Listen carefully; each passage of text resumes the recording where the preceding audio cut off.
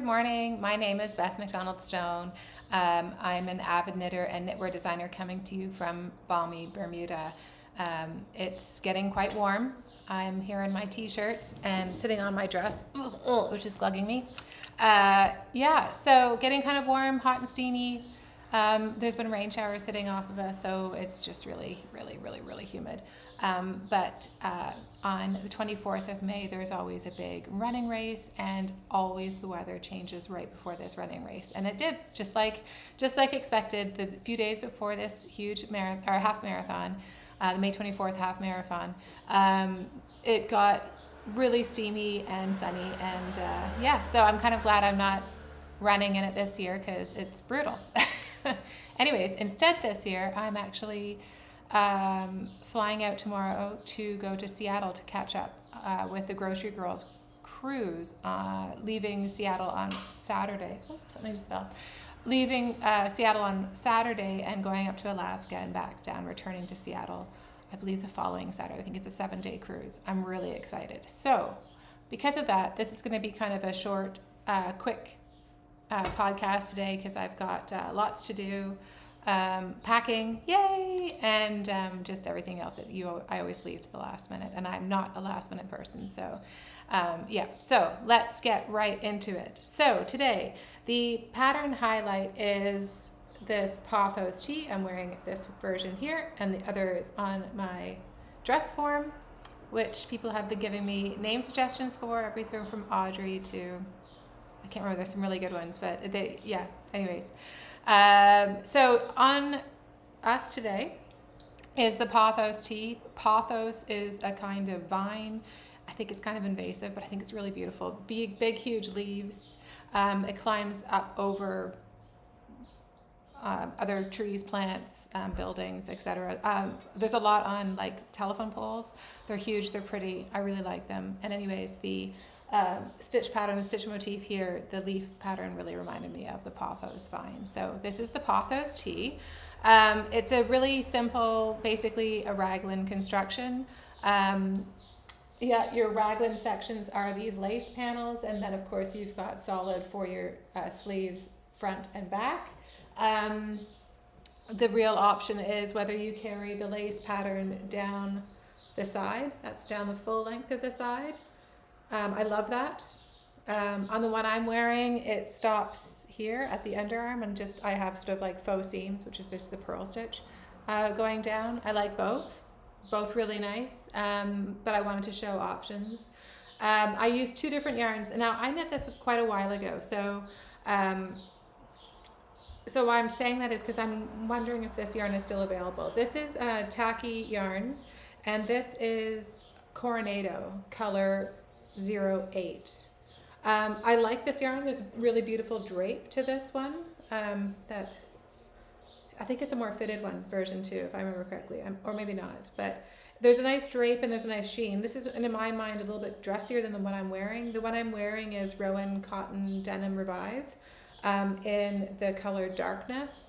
And this is a really sturdy cotton yarn that I just feel is like, I'm not a delicate person, so this one is really nice, but I do think that it won't wear as well. Like it's a more delicate yarn, delicate fabric. It can get pulled very easily, so that's why I put the lace on the sides. I think the stitch definition is incredible. So it's serving its purpose for me, but this is sort of like my elevated version. And this one that I'm wearing is like my everyday,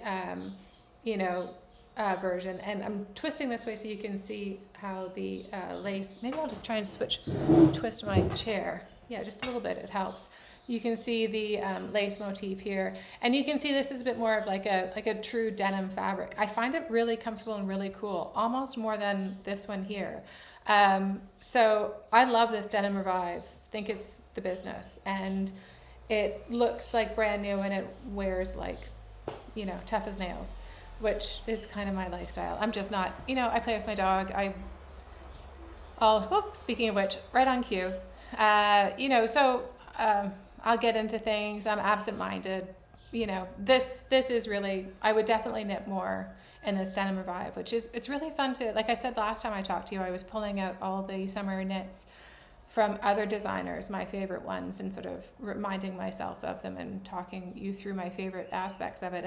And likewise, because it's just turned hot, I'm really now wearing them, and wearing this knit. I would put the Denim Revive on one of my top summer knit yarns, and I will put it on my mental list to keep an eye out for, because I really like it, and I really like how it's worn. So that's that. Pothos Tee, really easy. I think if anyone wanted to try out lace, like a beginner lace knitter, this is a really a good one to try. It's not difficult at all. Lace really isn't difficult. I'm a big believer in stitch markers, so that if you go off by, you know, a stitch, you can see it right away rather than, you know, rows and rows and rows too late. So this would be a good beginner lace pattern. I love it. I had an email last night actually asking about how you would incorporate bust darts or bust shaping for this one with the lace down the sides. I think that would be tricky because I do think that you have to use short rows, and the short rows would get involved with the lace here. But if you wanted to do extra bust shaping, it would be a lot easier to do on the you know, this one that doesn't have the lace going down. So if that's something that you tend to like to add to patterns, just do it with this one that, you know, that's a solid side. No big deal. Cool. So I will, just like I usually do for any of the sort of pattern highlights, I'll have this for 20% off on Ravelry for the next week. So I guess I'm recording this Tuesday. I hope to have it up Tuesday the 21st in the night, sometime today on the 21st. So I'll just keep it simple, just in case it doesn't come up right away. I'll say till the end of Wednesday, the 29th, and that'll be midnight Atlantic Standard Time. So, which is sometimes I call it Canadian Maritime Time, but find it, it's fun. There's not many people that live in it. Anyways, except for you, you Canadian Maritimers, and a little less Bermuda. And I don't know if it goes, I don't think there's anything that below us. Anyways, it's cool. It's a small club. Anyway, so that's Atlantic Standard Time. So Pothos Tee, really love it. And glad to be back in it. Although I'm going to sort of say, once the heat really sets in, I might not be so glad. But it's still fresh and new and manageable. But and it's nice. It's not too hot, so we've got all the doors and windows on. I've got the ceiling fans going. It's lovely to sleep with the windows open and the breeze, but I would imagine in a couple weeks that'll stop, and we're gonna have to close everything up for the air conditioning, which isn't my favorite. I don't like feeling locked in a room. Anyways, so Pothos Tee, moving right along. I'm not trying to race through, but I'm just trying to keep it efficient, so please don't be offended. So what have I finished? I finished my gorgeous second version of the Glimmerview sweater, and I love it. It's so beautiful. And similar to the Pothos Tee, I did one casual, which was using Wool Dreamer's Mota held with Ito Sensei. And then I wanted one that was a little bit more elevated, and this is with Cashmere People Yarn and Shibui Silk Cloud, which of course everyone knows we can get at Madeline Tosh now. Yay, yay, yay. So really fun, another really easy yoke sweater. Starts at the neck, seamless top down all the way down. The increases are made in the traveling stitch motif, and as the traveling stitch motif gets bigger, that's where the shape happens for the sweater. So really easy, nice ribbed bottom. I think there's a short row shaping in the back hem, just because I do like that sort of look where the hem falls down a little bit further. I think that's pretty cool. There's really straight sleeves. It's a deeper yoke, but again, I give you instructions in it so that if you want to shorten your yoke, you've got some options within the chart to do that, like spots, or if your row gauge is bigger, no big deal, easy to amend, fix, whatever. So that's the Glimmerview, and when I next speak with you, it should be around the 5th or the 6th of June. This will be published on the 6th of June, and we'll talk about it one more time then. Yeah, I'm excited. I think this is a really fun one, and love it so much. So that's that. The other thing that I finished that I can't talk about, what's this terrible secrets, is I did a design for Sprinkled Fibers for their mystery advent scheme that will be coming out for December. Their advent yarn was sold out immediately when it went up. I mean, I think they tried to be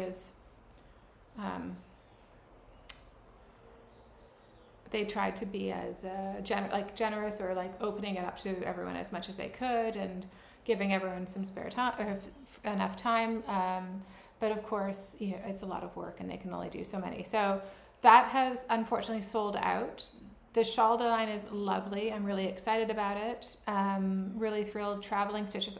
I was on it between the Glimmerview and that shawl. I was on a traveling stitch kick. I think they're really neat, really simple, really beautiful. And perfect for a fade, because of course there's no like yarn management or colorwork management, no two colors. It, you know, as the fade can go right through, no big deal. So that pattern design will go to the people who bought the advent from Sprinkled Fibers, and then in the new year, in January, I guess January 1st or something, you know, whenever I get a chance, I will publish the pattern. And so anyone who didn't buy it with that kit can then get it in the new year to use up their advent schemes then, or for the next year, or knit it how I knit it, which is just solid colors, because of course I didn't have lovely Lindsay from the Sprinkled Fibers advent kit, because she's still working on it, and I'm so excited to see it when it does come. And I'm hoping to do a design with that when that comes here. But anyways, so much to do. So that's like my FOs, or what's been finished. I frogged something last week, and I was knitting a hat. I loved the pattern. It's called the Ina by Elena Dimchevska. And that was a pattern in the 52 weeks of accessories and from Laine Publishing. A beautiful hat. I just don't think I was using the right yarn. The lovely little sort of berries that were shown in it, and hopefully I'll put a picture up here or here. It just wasn't looking like how I wanted it to, and I'd really like to use a different yarn for that. I don't wear hats very often. It was just something I had an extra skein from another sweater I'd recently finished, the Era sweater, and I thought, oh, I'll just use it for this. I think it needs to be a plumper, more elastic yarn, again, more like Gilead or something like that, so that the stitch definition really shows, again, the thrill of a beautiful stitch definition really can't be beat. And when something kind of gets lost in the yarn, and even an absolutely beautiful yarn, it just wasn't the right project for that yarn. So that got frogged. I don't frog things very often. I'm quite determined to sort of see things through, but that was definitely a frog. It just, I sat down with it one day and I just thought, no, this isn't what I'm looking for. So that's gone. What I am working on now, I am so excited about this. So once the Sprinkled Fibers shawl, which really took a lot of time for me to design and to knit it, and to design something that would be appropriate for a fade. By the time that was over, I had been percolating this t-shirt design for so long, and I just was itching to get it on my needles, and I did, and I'm almost finished. Now it looks like a big rectangle, but it's so beautiful on. In fact, you know what? I can just stick it on very easily. So excuse me, I'm just gonna do a little switcheroo. This is so pretty and so summery. So standing up, this is, and there's a few, I've sewed in quite a few strands already, but still a few more to come.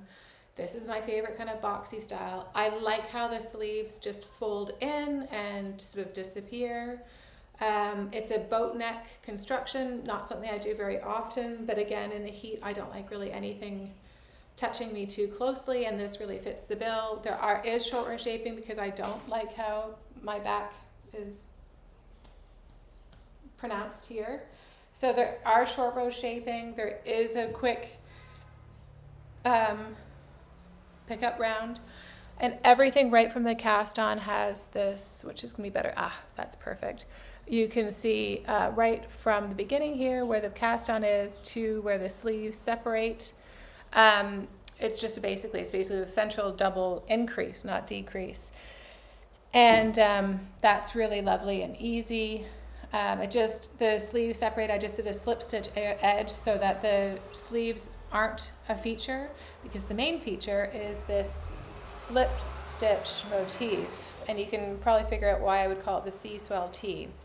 Now I love how it kind of gathers around, and it's just very generous and loose. It's a very oversized sweater, so that in the bust, I think this is 54, 56, which I'm a 37, 38 inch bust, so massive around there. It does cinch in. The nature of these slip stitches does sort of cinch in a tiny bit, but again, I would encourage you, and I'll do my best to have on the schematic, you know, the bust, the chest dimensions, as well as the sort of waist dimensions, so that you can choose, because I think the whole point of this, if I can just, is to have that loose fit here. So you've got the sort of off the, you know, boat neck, loose fit, kind of almost Grecian sort of sleeves with this fabulous wave motif using slip stitches. I use 3 contrast colors here and 1 main color. Honestly, you could use as much or little as you want. I did 9 sort of stripes in the wave motif. You could do more, you could do less, really easy. I mean, as with all my patterns, I encourage you to, yeah, I just love it. I encourage you to knit it as you wish. Right now, I'm just working on, there's going to be a rib detail at the bottom. I just started that this morning, and so I think it'll either mimic this, which is, I believe, 8 rows, or maybe I'll do 12, because I do think it's kind of like framing a picture where on the bottom, it should be a little bit heavier, like visually heavier, so I'll do that. And then bind off, and so in the last few ends. But it's a really super simple motif, super simple everything. Nothing about this is hard. I think it's really effective, and like I said, I mean, now that it's getting warmer, just this looseness, it's exactly what I crave. Yeah, so that's awesome.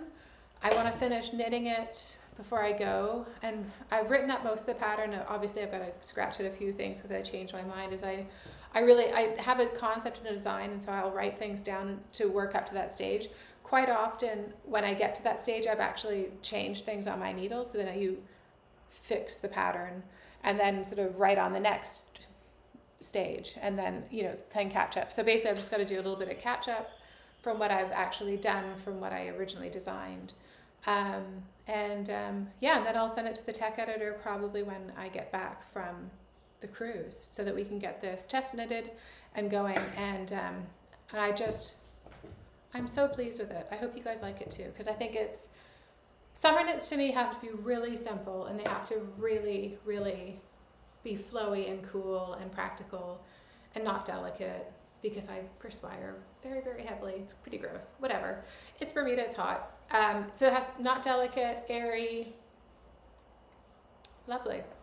So yeah, I think for me, I'm excited. This fits the bill. I love how, do you see how, I just think that draping around the shoulder is so pretty.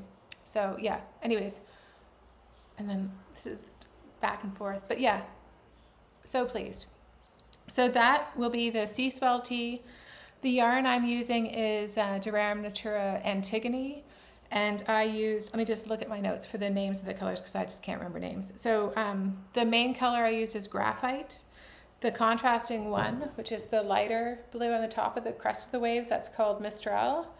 Then I used Cypres, which I used in the Mid-Ocean Tee, is the next color. And then the third color is Voie Lactee, which is very similar to the main color. It's just like a shade lighter than the main color. So, but again, if you knit this, you could use scraps, you could use, I mean, I think the pattern, the texture pattern is interesting enough. I don't even think you need a contrasting color if you don't wish one. You know, you put your own spin on it, which I really, really, really love and suggest. So that is that, and coming soon to you. Yeah, that's just so pretty. Anyways, okay, yay. It's nice when I've been dreaming up a design for so long, and you get to it and it actually is what I had been dreaming. And I know that sounds like, well, you know, whatever, you're supposed to be able to do that, but there's still a great thrill when it's as you expected or want or dreamed or whatever anticipated. So I'm really excited. The other thing I'm working on is, and this is, I'm just doing something completely opposite end of the spectrum. Just a fun fall cowl. I just felt like a little simple color work. So my idea is there's, I think, like 4 or 5 stitch patterns, and this one is repeated between them. So the next ones, I think the next are like little evergreen trees on black. So it'll be kind of like natural woolly wools. All the motifs will be in white, and then it'll be separated between this kind of gray color and black and gray and black. And the gray color will always have this leaf motif. So, and then there's the other motifs going through. I'm pretty excited about that. I'm planning on continuing this while I'm away. The yarns I'm using are kind of sort of scraps from other sweaters that I've knit a long time ago, and I just kind of wanted to use up the yarn because the yarn is spectacular. So the black is Hudson Valley Fibers Mudna, and yeah, there's Mudna.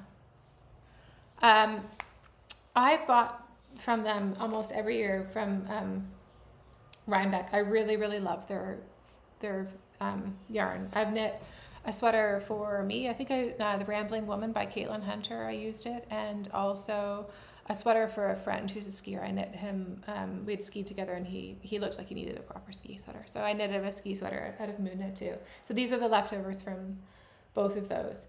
The other one that I'm using is this, which is also from Rhinebeck a long time ago. So Ensign Brook Farms, and I only have this one ball of it. I've got to weigh it just to make sure that I only used a quarter or a fifth of, I'll look at my chart, of the yarn, because I kind of need to space that out. I have something very similar, but as you can see, it's actually not. Whoa, isn't it amazing? Everyone always says that colors look so different in the camera, and I can really see how this will be difficult to trick the eye. So let's hope I can get everything out of this. And you know what? I'm not even going to travel with that other one. It doesn't look right. So I've got to make it work out of that. I've got 2 of the black, but that should be more than enough. And I've got 1.5 of the white. And the white is this. Bare Naked Wools, also from Rhinebeck a couple of years ago, called White Sand. And yeah, I think these are all sort of DK worsted weight yarns. And it's fun, easy, and there's no like shaping or anything. And I'm kind of looking forward to something like that for a little bit of a change, just a straightforward round and around, and just playing with the color work. I think that's really fun. Excited to cast on. I'm really excited to cast on another old design of mine for when I'm traveling, but I want to make it into a summer version. So I've packed the yarn and the needles for my hanging leaves, which I'll hopefully again put here. My hanging leaves design was my first ever design that I published. I love it. It's really easy. I was toying with whether I should update the pattern and sort of make it read and look better, but to be honest, I really just like it, and it's my first one, and it sort of is a sorry, fluff in my nose. It's a time and a place, and I don't know if I really want to change it. So I've packed that. I'm going to knit that while I travel. So those will be my 2 knits, and I think I'll just throw in a easy sock that if I have to go somewhere and just around and around, I have that. So I'm really excited. That hanging leaves will be using, again, DeRerum, Natura, and Robinson. So a lovely, lovely yarn that I have never worked with before, and that I found when I was in Germany with my son. So that's good. So we sort of talked about the upcoming designs. The Glimmerview, this one here, will be coming out next time we speak, June 5th, 6th. And the Burmy Basic 22 and 26 are, I believe, the very last ones, and they'll be published on June 20th, and they're in testing now. And the images I'm seeing from the test centers are amazing. So really, really cool. So yay. So that's kind of all the knitting for today. 24.5 minutes, that's not bad. And if I spoke too fast or rushed through it, I didn't mean to. Sorry, I just think I get anxious before I travel a little bit, just making sure I've got everything and all my documents and everything at home is all sorted. And so, yeah, so this is me the day before of a trip. Anyways, better doing it today than tomorrow. The other thing that someone had asked that I talk about, and I'm really happy to talk about it, it was a great suggestion, was Bermuda shorts and sort of the story behind the Bermuda shorts. And I'm really pleased to talk about that because it's cool and it's very, it's actually for men, Bermuda shorts are the national dress. So I'm going to sort of walk you through that really quickly now. I have some photos, so I hope you enjoy. So the Bermuda shorts. Bermuda shorts, they can date it back to the first person here on the island that had a business, that had a tea shop, a Mr. Cox. He had a tea shop in 1914, and the people who worked in the tea shop wore a uniform, and he felt that it was very uncomfortable for the summer heat, so he shortened the men's trousers into shorts, and you wear knee socks, pull-up socks, and loafers, and it looks really smart. And that kind of started in the business place, how that came about. Also around the same time was pre-World War I, the British military, we are British here, so the British military, we've always had military bases, naval dockyard. But they too cut off, in any sort of subtropical or semi-tropical locations. Luna's here to say hi. They would hem their pants into shorts too, just for practicality and functionality. So, that the pattern started around then. So I'll include another picture here of I think the regiment of the time wearing shorts at Prospect, which is where the one of the base was for them to be wearing, and that's around World War I. Between World War I and World War II, more and more people were wearing them. It became considered sort of not leisure. So even women were starting to sort of in the 30s, maybe 40s, women started to adopting it. They are longer shorts. They do come just above the knee, so they're quite respectable. And for men, always worn with tall socks, as you would with military. But not to be confused for women with capri pants. Capri pants are below your knee, nothing to do with Bermuda. Anyway, so World War II really, around that time, really reinforced it because, of course, there was sort of fabric shortages and rationing and stuff like that. And so it was considered, oh, Luna's really keen. She's feeling the heat. It was just easier to conserve fabric. And so men's trousers were hemmed to shorts on the island, and it just became very practical. It was originally the wool flannel pants. Sorry, this fluff. It was kind of considered itchy because, of course, we all know what, like, a really hot, humid day with wool, it's tricky, it's itchy, your pores open, not great. So around then, they experimented with other fabrics, and basically now it's sold with two kinds of fabrics, well, three, sort of the wool flannel, but that's improved, so that's not as scratchy. You've got sort of the very dense cotton weave, and also a very light linen weave fabric, and they come in all sorts of colors, really good. So that was around World War II. Around that same time, the main businesses in Bermuda have always been sort of the banks. The heads of the two banks sort of got together and said it was considered absolutely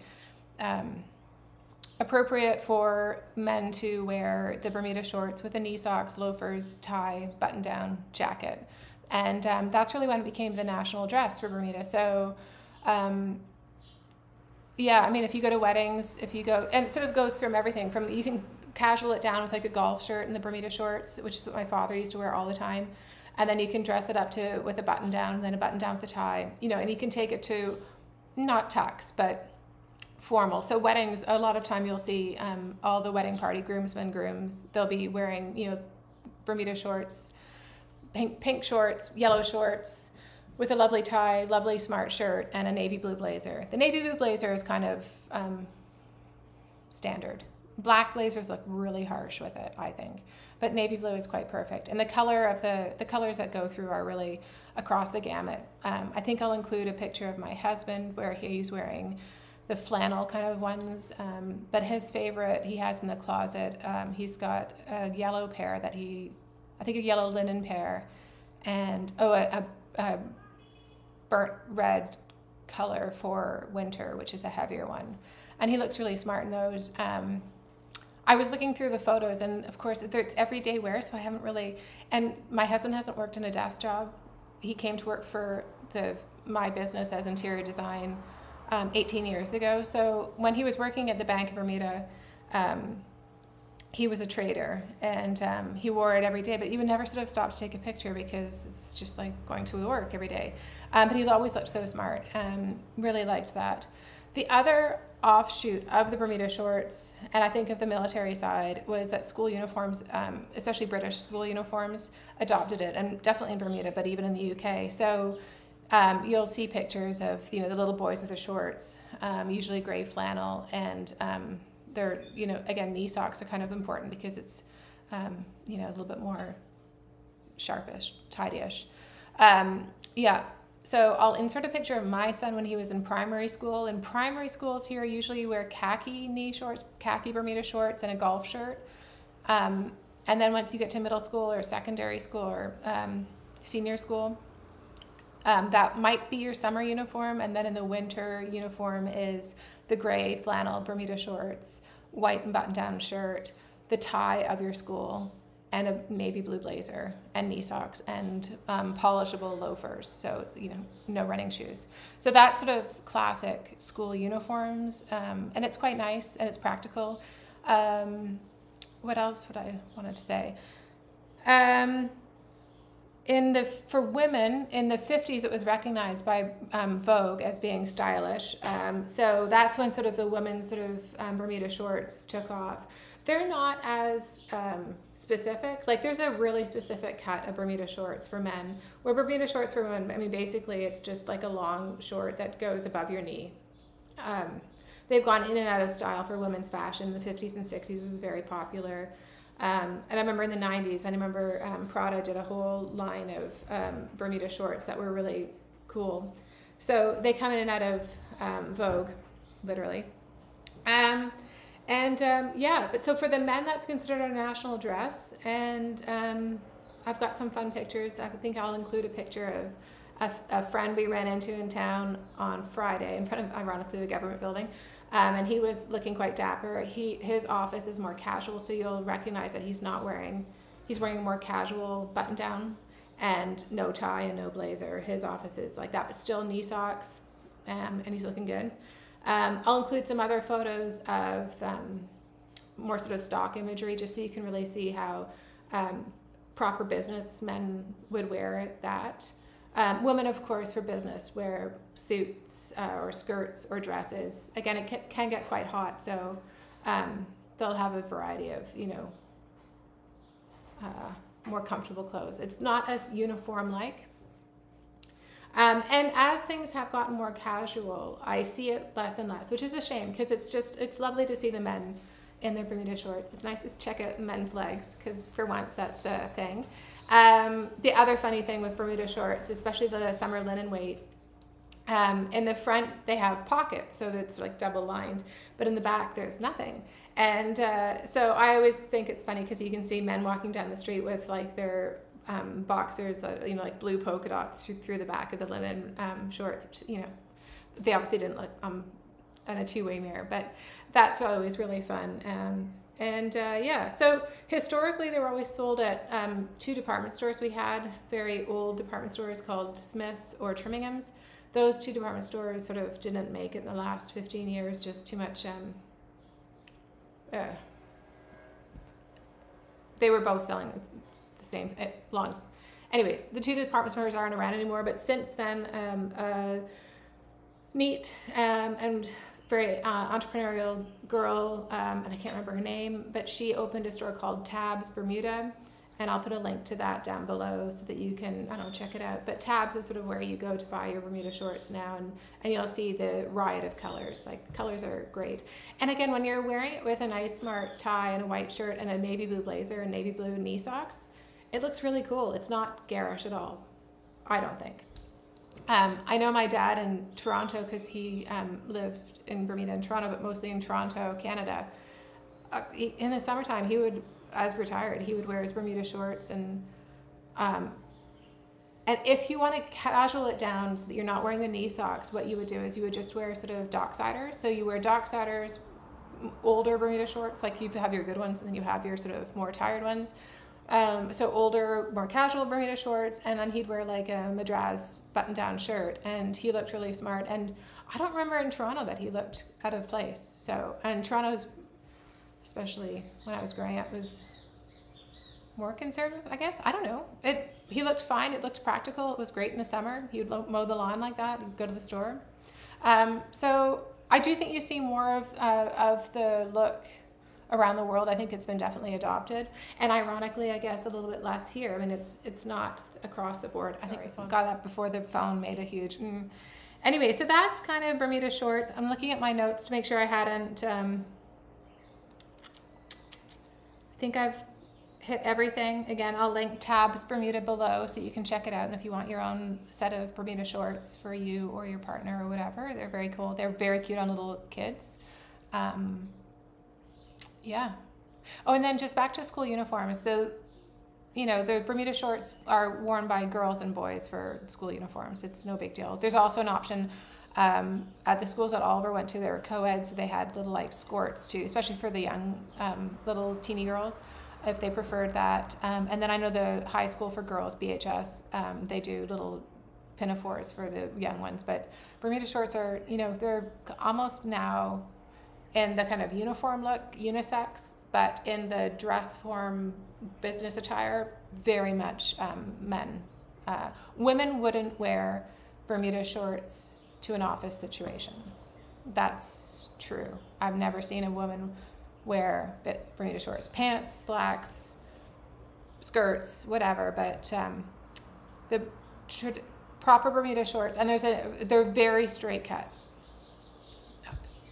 It's not, my aunt always wears them and she looks fantastic, but she's very up and down. Anyways, so there you go, Bermuda shorts. I hope that answered some questions. It's a great look. It looks so good, and also nice to check out the men's legs. Yeah, it's super practical. They're all machine washable, so practical, practical, practical. So that's it. Here's my son now. Actually, Oliver, come show your uniform. He's putting on his shoes to go back to school. Oh, okay, I'll pause it, and then he'll come and show you his current Oliver wearing his. So Oliver is in sixth form, which is the last 2 years of high school. So he's got sixth form shirts. They have a different uniform, so they don't wear the blazers and ties for the sixth form. He's a leader, so he's got a leader badge. And then step back a bit so people can see. You're supposed to tuck in your shirt, aren't you? No. Oh, okay. Well. He's wearing the khaki shorts, so that's less, and he's not got full knee-high socks, which I don't know if he'll get in trouble for that, but that is the uniform for today. So very similar to your primary school uniform. Yeah. Yeah. So we've gone full cycle. Anyways, we'll say goodbye to you now. You gonna say bye? Bye. Oliver's back to school, and I'm gonna go back to packing. So I'm gonna leave you with a few photos. Not a whole lot. I went on a walk with Luna on the weekend, and there was this beautiful, massive, gorgeous horse on the railway trail ahead of us, so I took a video of that. I just thought it was really beautiful. And also a peach tree down the street was just peach tree with morning glory growing all throughout it. Really stunning. And then also a funny picture that Ollie took when we were going to family Sunday dinner.